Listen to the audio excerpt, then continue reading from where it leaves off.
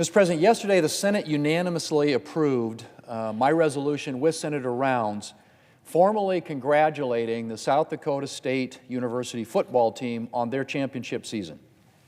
And what a great season it was for the Jackrabbits.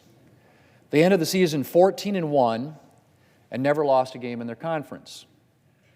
They earned the #1 seed in the football championship subdivision playoffs, and they brought home the FCS National Championship for the first time in program history with a 45-21 win against the North Dakota State Bison last month in Frisco, Texas. Mr. President, I happened to be on hand for that game. It was an extraordinary game and capped off an extraordinary season. I happened to be there for the semifinal game against Montana State, which the Jackrabbits won decisively. And in each of those games and their games throughout the season, they demonstrated on the field not only great skill, but just an incredible determination, resilience, and a willingness to play together as a team, which really I think is what distinguished and differentiated their team from many others around the country this year. It really was an extraordinary team to watch on both sides of the ball. And as someone who has been a fan of sports for a long time, really exciting to see the success that they had, not only throughout the course of the season, but ultimately capping it off with the national championship. Mr. President, that championship win was a fitting capstone to Coach John Stiegelmeier's 26th season, I should say, career leading the Jacks. Coach Stig, as he's affectionately known, is the heart and soul of Jackrabbit football. Like many South Dakotans, he learned his values from his dad. He worked on a family farm in Selby, South Dakota. His dad told him, if you work hard, be a good person, you will have success. Work hard, be a good person, and you will have success. Well, I'd say Coach Stig has done all three. His determination transformed SDSU's football team into what it is today. SDSU became a Division I program under his leadership, and former Jacks players have gone on to careers in the NFL. His calm, patience, and caring set the standard for the players and made the team a family. And he leaves as the winningest coach in SDSU history, the 2022 FCS Coach of the Year, and of course, with the national title for the team that he's dedicated his career to making great. Huge congratulations to the Jackrabbits on their season and to Coach Stig, and we wish you all the best in your retirement. You've earned it. Mr. President, yesterday Republicans confirmed their committee assignments for the new Congress. And for the 118th Congress, I'm excited to once again be serving South Dakotans on the Senate Agriculture, Finance, and Commerce committees.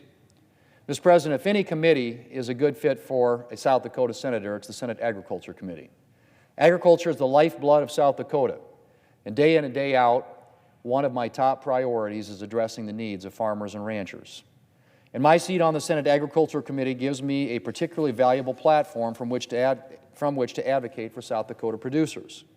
Over the years, thanks in part to my position on the committee, I've been able to help secure resources for farmers and ranchers whose herds and crops have been hit hard by adverse weather.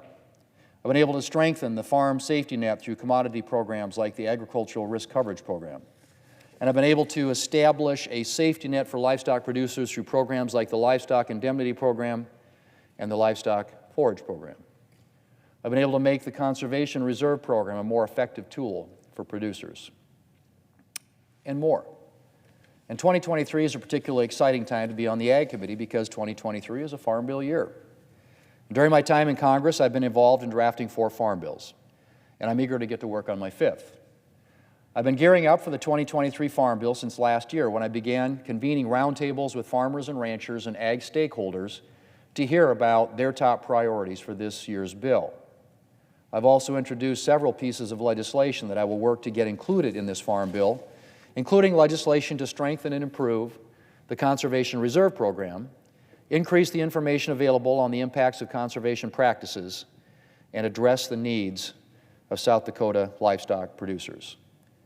In addition to focusing on the Farm Bill, I'll be monitoring the evolving situation on the Obama-era Waters of the United States rule that President Biden's Environmental Protection Agency just resurrected, which would give the federal government sweeping jurisdiction over most water features in our state, from ephemeral streams to prairie potholes. This would be a nightmare for South Dakota landowners, and particularly farmers and ranchers, and I will be doing everything I can to keep the heavy hand of the federal government out of the business of regulating landowners' puddles. Mr. President, I'm also proud to continue serving on the Commerce Committee, of which I'm a long-term member, including 4 years as chairman. The Commerce Committee's jurisdiction is broad. It's the Senate's Planes, Trains, and Automobiles Committee, and it's Oceans and Space. It's the Technology Committee. Our work is inherently forward-looking, and it's often some of the most interesting, relevant, and exciting work going on in the Congress. So it's no surprise that the Commerce Committee offers plenty of opportunity to deliver for South Dakotans. With a reliable internet connection being increasingly essential for everyday life, closing the digital divide is more important than ever. And as a member of the Commerce Committee, expanding broadband access into unserved areas has long been a priority of mine. I've worked to support broadband expansion, reduce unnecessary obstacles to building reliable networks, and most recently, to hold federal agencies accountable to ensure that federal funding for rural broadband goes to its intended purpose, which is expanding broadband access to areas that currently lack it. I also believe we need to hold big tech platforms accountable. South Dakotans and many other Americans are frustrated by the lack of transparency in these companies' content moderation practices.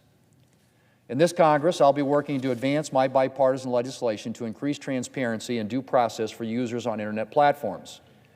I'll continue working to ensure that rural states like South Dakota have a seat at the table when it comes to infrastructure investment. I've spent my time on the Commerce Committee working to support rural states' unique transportation needs, especially maintaining reliable transportation for livestock and agricultural products. Last year, I worked on a bipartisan fix to shipping bottlenecks that were interrupting exports of South Dakota agricultural products and other goods. This year, we will need to reauthorize the Federal Aviation Administration, and improvements to South Dakota's airport infrastructure and rural air service will be among my priorities. Mr. President, my third committee assignment is on the Senate Finance Committee. Over at Finance, we focus on tax, trade, and health issues. Making sure that our tax system is serving our economy and American workers is something I take very seriously. And I am deeply committed to making sure that we keep a lid on the amount of money the federal government is taking out of Americans' paychecks. I was proud to be involved in the Republican-led tax reform legislation that passed in 2017, which allowed Americans to keep more of their hard-earned money and helped ensure that American businesses can be competitive in the 21st century economy so that they can offer the best opportunities to American workers. And one of my priorities right now is making sure that we extend or make permanent expiring provisions of the 2017 legislation so that American families and businesses aren't facing tax hikes in the near future. Another priority of mine at the Finance Committee is making sure that we are opening new markets for American products and services abroad. And of course, agricultural producers in particular are at the top of my mind. They've had a tough couple of years between inflation, shipping issues, meat processing bottlenecks, and all the usual challenges that come with an industry where a single storm can wipe out a year's work. And opening up new market access opportunities for our ag producers to sell their products is one of my biggest Finance Committee priorities. Unfortunately, the Biden administration has done very little to advance U.S. trade leadership and create new markets for American products and services. And so this year, I'll be doing everything I can to ensure that we are advancing trade opportunities that benefit American producers and American workers. Mr. President, it's the honor of my life to represent South Dakotans in the United States Senate.